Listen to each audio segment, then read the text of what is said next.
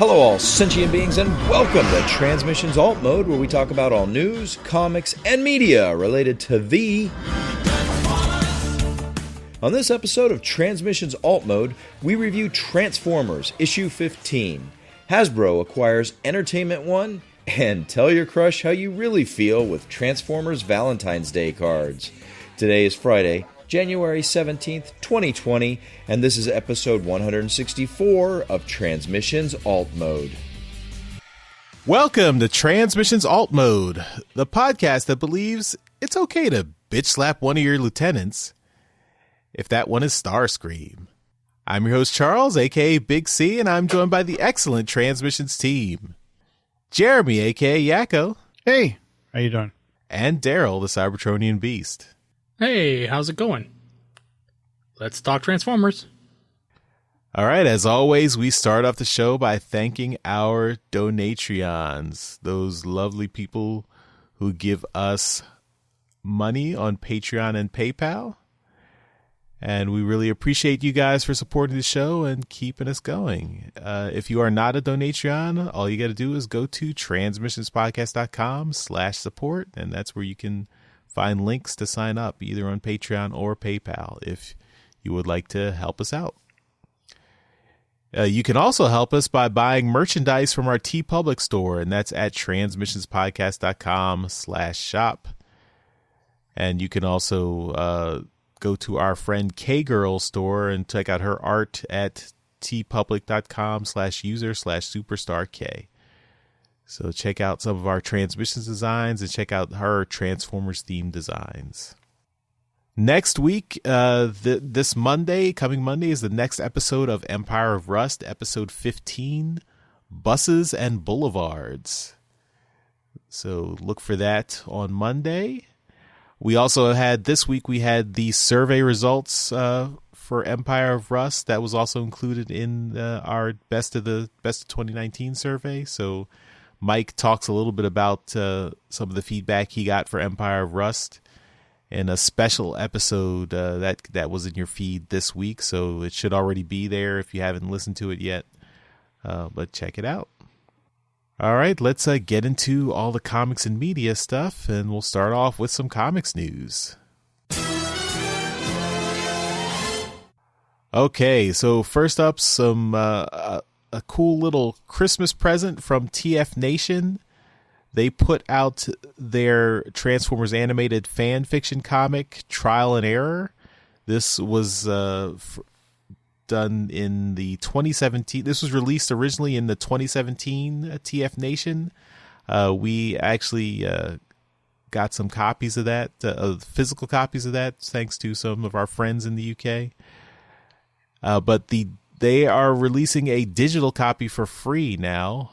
If you at the TF Nation website, so you can download that, both a low res and a high res version. This was originally written by Chris McFeely and Jim Sorensen, and art by Josh Perez, Ed Peary, Hertz Spalter, Gavin Spence, and Andrew Turnbull. It was a really cool comic. It kind of is an unofficial end to the Transformers animated series, so take a look. And if you didn't get a copy, now you can read it for free. Next up, we've got a book listing from Flint Dille. You may remember him as one of the architects of the Transformers cartoon series and Transformers the movie. He's been at lots of conventions. We interviewed him a few years ago as well. And he's got a memoir coming out. It's called The Games Master, My Life in the 80s Geek Culture Trenches. So Flint Dille has put his hands on lots of your favorite 80s nostalgia properties. So he talks a lot about all the stuff he did there. So you can pre-order this book through Amazon, and we have a direct link to the Amazon listing as well. It's supposed to be out in June, so June 9th of 2020. So look forward to that. So that's all the comics news, and we'll move on to our comic review. This week we are reviewing Transformers number 15. So this is written by Brian Ruckley, art by Anna Malkova, pages 1-3, 8-9, and 12-20. By Bethany McGuire-Smith, pages 4-7 and 10-11. Colors by Joanna LaFuente on Anna Malkova's pages and Josh Burcham on Bethany McGuire-Smith's pages. Letters by Jake M. Wood. And editors David Marriott and Tom Waltz. Now, this is a little weird. We had Tom B. Long. We love him. He's been doing the letters for a long time. I just find it interesting that we go from Tom B. Long, which you got to admit sounds a bit like a porn name, to Jake M. Wood is our new letterer. So welcome, Jake. We hope you stay on for a while, but got to admit that the name's a bit interesting there. I thought you were just going to mention the fact that he has the middle initial, in his credit. Mm-hmm. But no, you had to go down to the gutter. My apologies to Tom B. Long and Jake M. Wood. That's what she said. Some of you were just learning of the gutter. I was born in it. All right, Transformers number 15, The Change in Your Nature, Part 3. We have 3 covers for this issue. The first one is art and colors by Josh Perez, and it's Megatron with several Decepticons in the background. We've got Soundwave, Shockwave, Shadow Striker, and Flame War. Cover B is by Josh Burcham, and it's a close-up of Shockwave with the Decepticon symbol reflected in his optic. And then the retailer incentive cover by Luca Pizzari with colors by Josh Burcham. And it gives us, it's actually, I think, the most relevant cover for the issue because it shows Megatron giving a beat down to Shockwave with Slipstream and Six Shot behind him, looking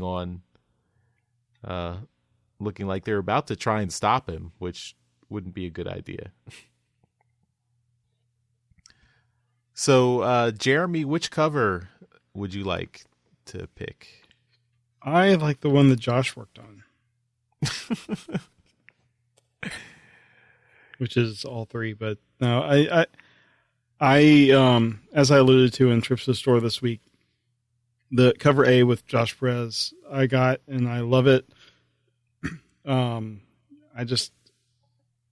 think he's very underrated as an artist. Like I have a cover I commissioned from him a few years ago that is great, and I think this is great. Glad he finally got to do art on a cover, and hopefully this leads to more. I will say Josh Burcham's is great too. I like it. The retail incentive cover, I didn't really like as much, but I did get kind of a G2 vibe from it, like a classic Marvel. Just I get maybe it's Megatron's face and the preponderance of yellow, but I don't know. But yeah, cover A is my favorite. All right, Daryl, which cover are you picking? Yeah, I gotta agree. That's that cover A is just that's awesome, and to see Josh doing a cover like that is great. And cover B, Burcham's cover is no slouch either. So, yeah, they're both really good. But yeah, I think just cover A, Perez's cover is just really cool with the different characters on there too. All right, well, I'm going to make it a clean sweep and also pick cover A, Josh Perez. Yeah, his art is excellent, and this is a really nice showcase for it. So, yeah, I hope this leads to more for Josh Perez. And, yeah, And yeah, as you guys said, the other covers were nice as well. Josh Burcham's cover was nice. I like his art as well. He gives me Jeff Senior vibes, which is one of my favorite artists from G1. So I like that Josh has kind of adopted that style a little bit. All right, so those are the covers, and then we will get into the story. So this is things are ramping up for the build up to the Autobot Decepticon Civil War on Cybertron, and let's see what's going on. After the confrontation with the Ascenticons and the Rise last issue, where 4 bots were killed, Sentinel Prime has had enough. He broadcasts a public address and declares the Ascenticons are the problem, not the solution. They offer only false promises of unlimited energon and expansion for everyone, but Sentinel Prime is here to tell you it's just deception. From Ascenticon headquarters, Megatron watches the broadcast with contempt. He notes the reluctance of erstwhile friend Orion Pax standing next to Sentinel Prime during his address. But for Megatron, this is irrelevant. It's time for him to take back control. Sitting in an Energon infusion harness, he tells scientist G-Axis to give him everything. G-Axis warns him the process will not be pleasant, and that this will drain their emergency Energon reserves. But Megatron must take action now or all is lost. So G-Axis flips the switch. As Megatron undergoes the intense Energon power-up, he reflects on what brought him to become the leader of the Ascenticons and drove him to take control for Cybertron's future. He began as a miner, working in the Energon mines, fought as a gladiator in the arena, and later served in the war against the threefold spark that threatened Cybertron. During one mission, he encountered Exarchon, the threefold spark, on the battlefield, and was nearly captured. Megatron was rescued by other warriors like Warpath and Blitzwing, but he realized Exarchon's true power was his strength of will and sense of purpose. Exarchon was a ruthless, monstrous force of nature that drove events around him, and Megatron took this lesson to heart. Back in the present, Bumblebee meets with Orion Pax and Chromia for a debriefing after the disaster with Soundwave and the Rise. Bumblebee's spying has led to a revelation. Soundwave of the Ascenticons was working with the Rise.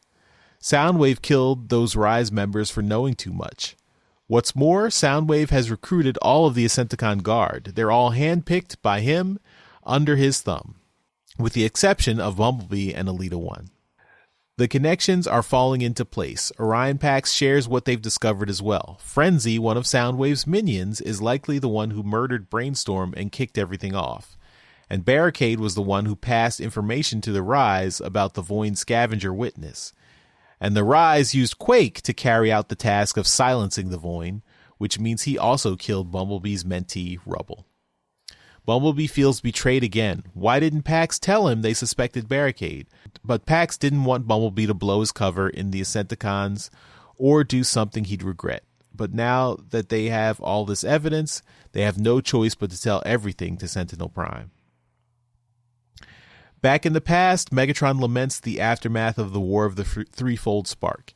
They won and defeated Exarchon, but they still lost everything they had been fighting for. The Energon mines and gladiator pits were shut down. All bots' Energon rations were reduced. Forgings and extraterrestrial expansion ground to a halt.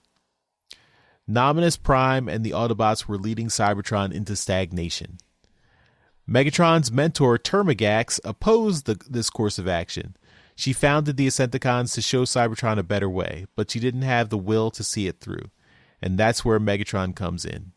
He realized that this was his purpose, and he is what Cybertron needed to secure its future. In the present, Megatron arrives at the secret base of the Rise to put his house in order. He orders a full lockdown of the base while he meets with Shockwave, the leader of the Rise. Shockwave is annoyed by Megatron's unexpected visit, but Megatron isn't happy either. Shockwave's group of troublemakers have become more and more of a problem as they've gone rogue. Shockwave responds that they are in need of Energon since they lost their covert Energon receiving array, and many of the Rise's followers demand full power. Megatron brushes off Shockwave's excuses as he examines the Rise weaponry stockpiles. He mentions how he is trying to bring change about on Cybertron. Termagax tried evolution, but Megatron is pushing accelerated evolution. But if they're not careful, accelerated evolution will become a crisis. Megatron is not happy because Shockwave is not being careful. As Shockwave protests that they have to react to the situation as it develops with contingency plans, Megatron asks who Shockwave's top lieutenants are and to summon them immediately. Shockwave calls Six Shot and Slipstream. As they arrive, Megatron orders them to stand in the doorway and don't move. Then Megatron turns to Shockwave and knocks him to the ground with a barrel of a rifle from the weapons rack. Megatron proceeds to beat Shockwave savagely, using his strength fueled by full-power Energon reserves. Shockwave tries to fight back, but he's no match for Megatron, especially on low power. Megatron rips off Shockwave's gun hand, steps on and crushes his other hand, shatters Shockwave's face and optic, and leaves him barely functional. Megatron makes it clear that he will not tolerate Shockwave's insubordination any further. The Rise and the Ascenticons are extensions of Megatron's will, nothing more. Megatron asks the broken Shockwave if he understands, and Shockwave manages to struggle out a meek yes. Six Shot and Slipstream also affirm they've got the message. Megatron is running this show completely. Meanwhile, Orion Pax and Chromia have a private meeting with Sentinel Prime in his chambers. Sentinel Prime is done playing games. He orders a suspension of the Nominus Edict for the capture and or neutralization of Shockwave, Six Shot, Barricade, Frenzy, and Quake. Unrestricted Energon supplies for these efforts. Further, since normal security operations are not adequate to the task so far, he's bringing in Colonial Security, Hound, and Novastar to oversee things going forward. Chromia and Pax protest, but Sentinel Prime's mind is made up. Finally, they will also take steps to arrest Senator Soundwave. It looks like things are only going to escalate from here on. To be continued. And yeah, as I think that this recent arc, the Change in Your Nature, I think things have been ramping up pretty nicely. The last issue was a few months ago. We had that first little battle with the Rise.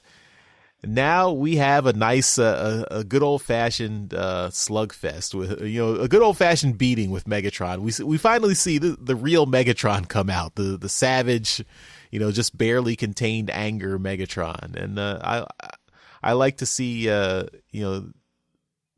Decepticons really forming here. So I was happy with that little bit of action in this issue and how things are shaping up.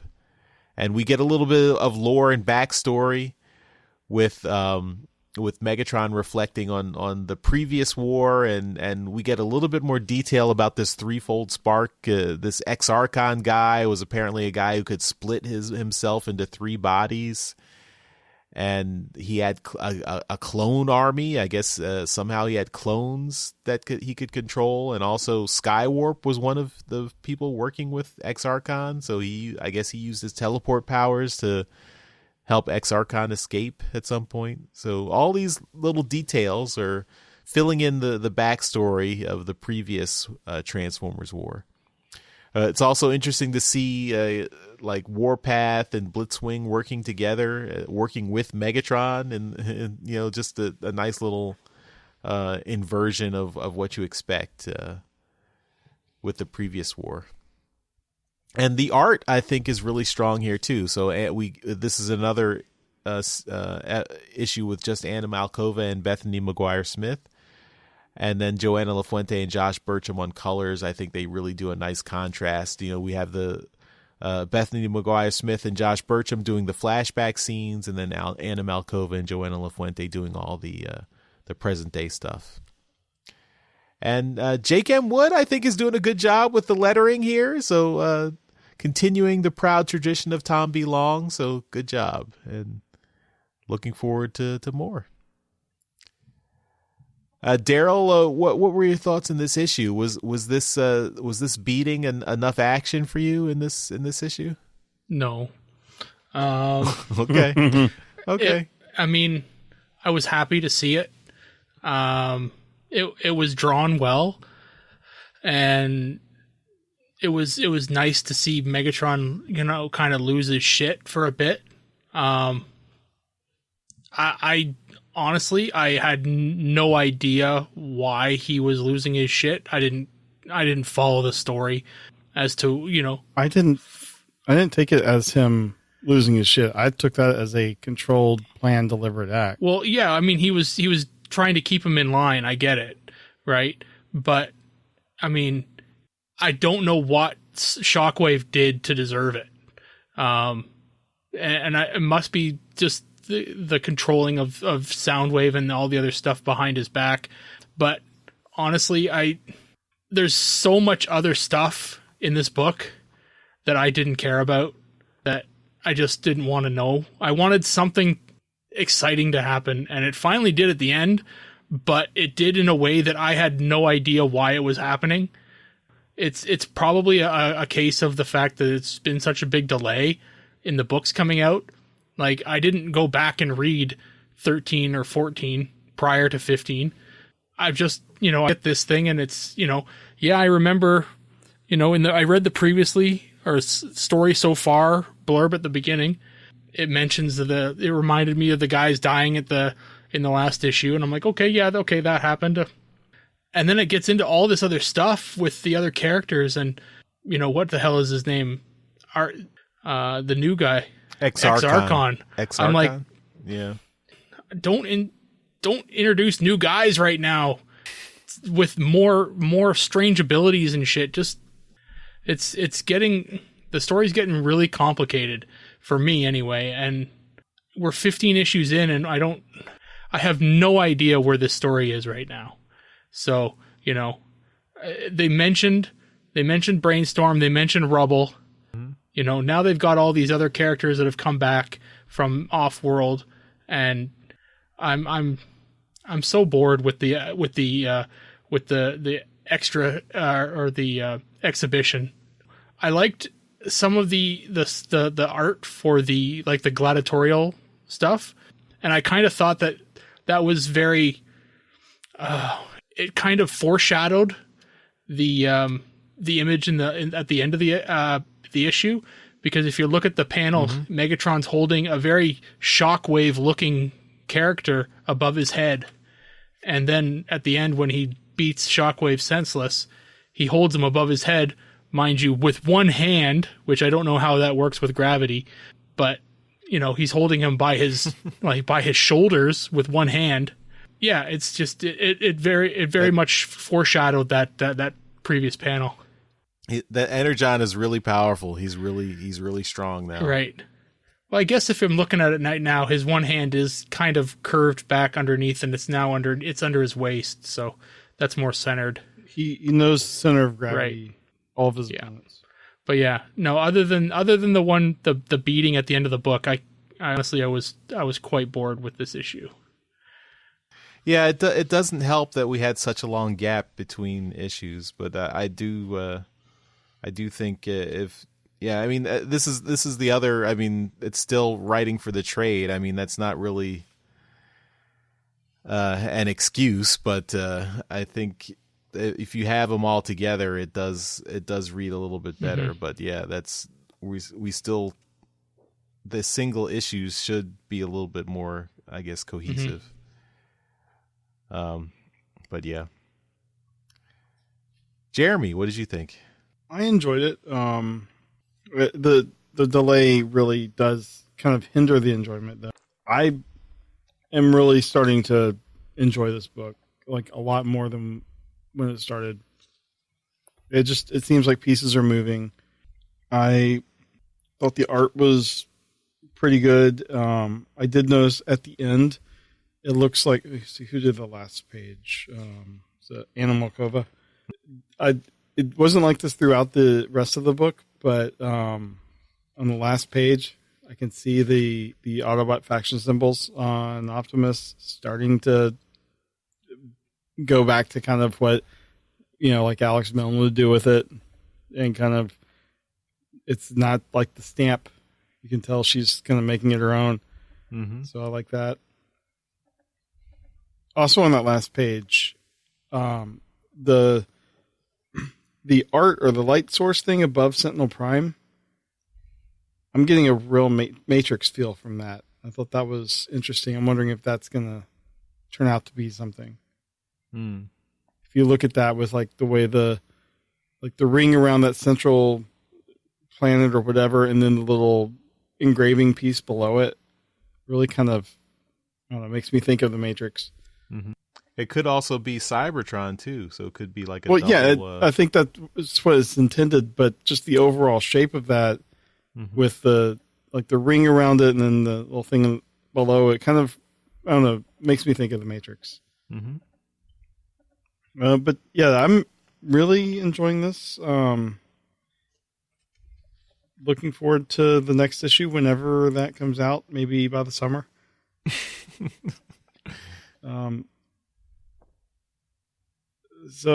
I think this would really benefit from having reread like maybe the last 2 or 3 issues. Well, that's it for our review of Transformers number 15, and we will move on to Transformers Media News. All right, in media news this week, just a few things to just kind of clean house on, because we haven't had a full show like this since before the break. We got a couple Christmas messages. The annual Christmas message from David K. is up, and you can take a look at it in the show notes here, as well as Here Comes Megatron, Christmas song by Gary Chalk. So you can take a look at that as well. Those are all very fun, and it's nice to see them putting out the annual kind of stuff there to just kind of keep the fandom satiated. They really need to end up doing a duo. I think that's probably inevitable. Yeah. Hasbro completed its acquisition of Entertainment One. This sounds like business news, Jeremy. You should be doing this. But yes, so Hasbro corporate acquired Entertainment One and brought it into the fold. Entertainment One is, from what I understood, was a movie kind of company. They sold that. And is this the one that gave them Death Row Records? Yeah. So yeah. Yes. So there you go. Yes. So that happened.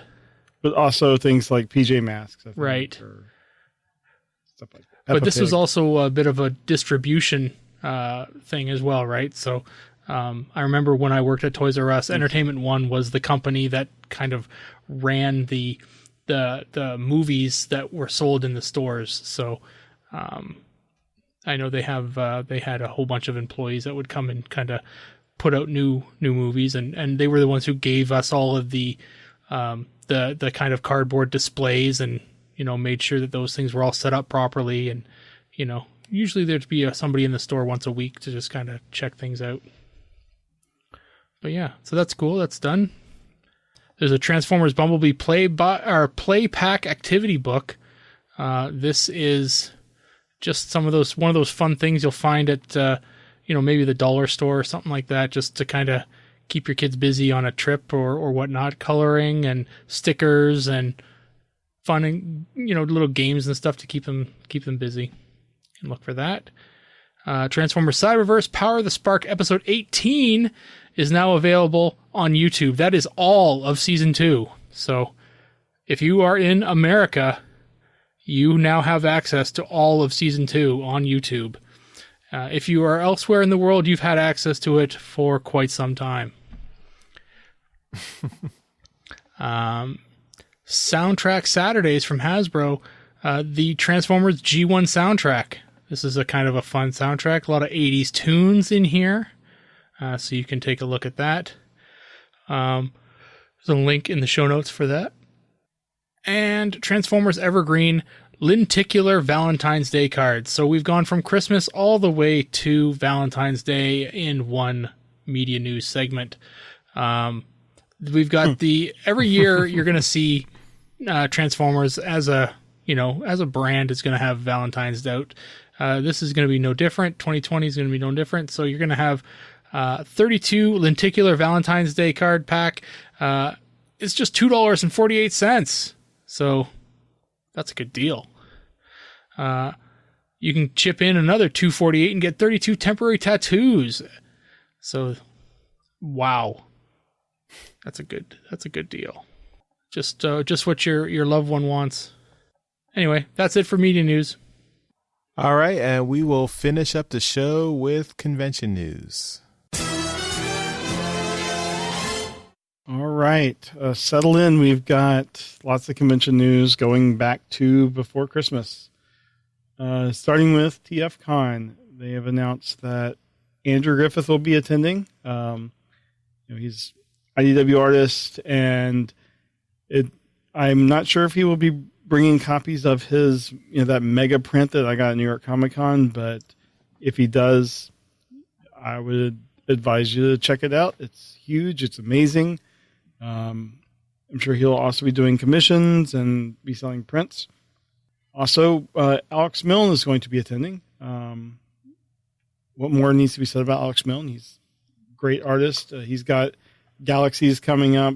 I'm not sure if an issue will be out before TFCon or not, even if it's scheduled. Who knows? But if Galaxies is out, if his issue is out, then check it out. Get it signed.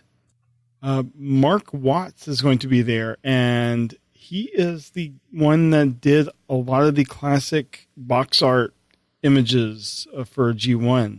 And I have not seen him at a convention before, so this is really a cool addition. He came out with that table. Sure, he's got that kind of picture frame table last year that we were talking about. Oh yeah, and I don't know if that ever got funded. Yep. Oh, it did? Cool. So, but I'm sure he has some stories that we haven't heard a million times. So that looking forward to hearing what he has to say.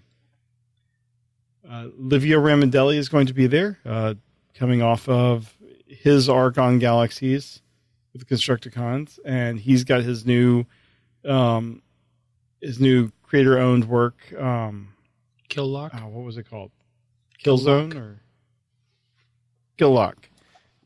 So I'm sure he will have those to sign and sell. And Venus Terzo is going to be there. She was the voice of Black Arachnia in Beast Wars. So always good getting another Beast Wars actor back at TFCon. She's pretty. Yeah. So that brings us up to date with all the TFCon. She has a pretty voice. She's a good-looking lady too.